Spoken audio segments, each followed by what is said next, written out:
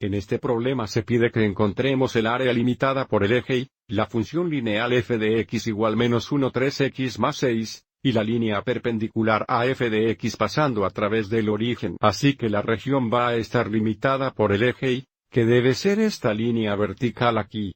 Ahora vamos adelante y gráfico f de x.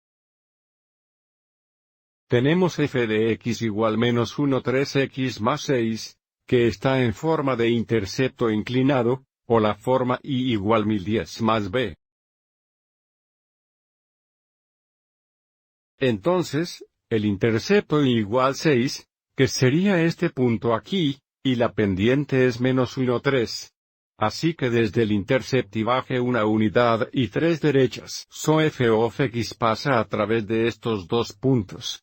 Ahora vamos a considerar la línea perpendicular a f de x pasando a través del origen. Sabemos que esta línea es perpendicular a f de x. Aviso la pendiente de f de x igual menos 1 3.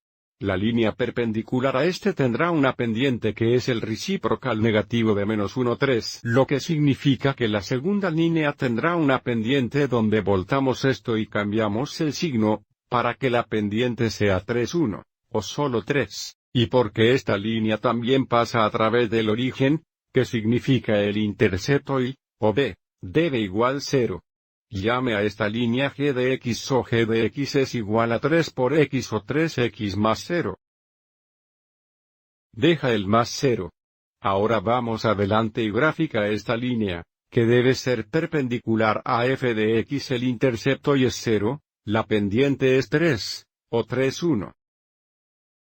Entonces, desde aquí subiremos 3, 1 a la derecha y g de x pasa a través de estos dos puntos. Entonces la región delimitada por estas tres líneas, es esta región triangular amarilla. Queremos determinar el área de este triángulo. Recuerda, el área de fórmula para un triángulo es área igual 1 2 base x altura. Así que necesitamos encontrar la longitud de la base y la altura de este triángulo. Dejemos que este lado aquí sea la base del triángulo. Aviso como tiene una longitud de 6 unidades, así que esto es 6. Y entonces la altura de este triángulo, como esta es la base, sería la distancia del eje y al punto de intersección de f de x y g de x. La longitud de este segmento aquí es perpendicular al eje y bien, esta longitud aquí sería realmente la coordinación x de este punto de intersección. La coordinación x nos daría la distancia horizontal del eje y a este punto de intersección. Entonces, el último paso aquí es encontrar la x coordinada del punto de intersección de f de x y g de x. Hagamos eso en la próxima diapositiva.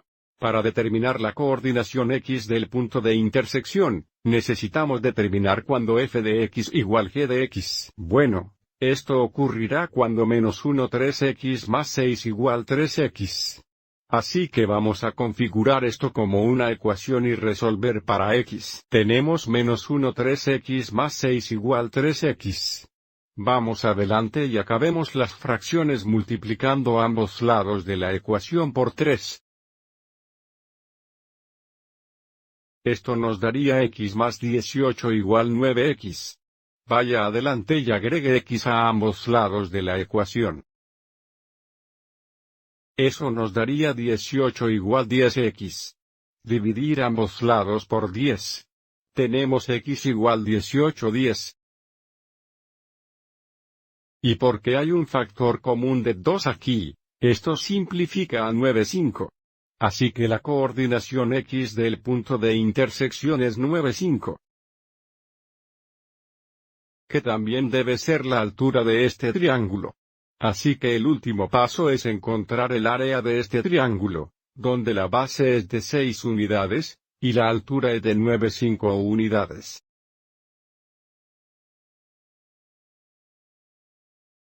Así que el área es igual a 1 2 por 6, que escribiré como 6 1, veces la altura, que es 9 5. Vamos adelante y simplifique, y aquí tenemos un factor común de 2 entre 2 y 6. Hay 1 2 hexanewtones 2 y 3 2 en 6. Así el área será 27 5 unidades cuadradas, porque es área. O si queremos, podemos escribir esto como 525 unidades cuadradas.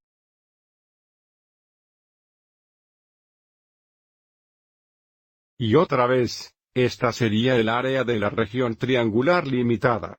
Espero que esto fue útil.